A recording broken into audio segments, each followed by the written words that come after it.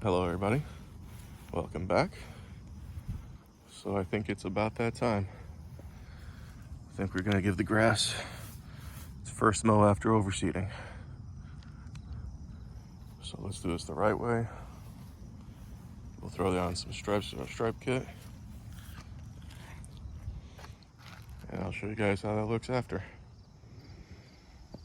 And there we go. That's our first mow. The hard part of the fall is done.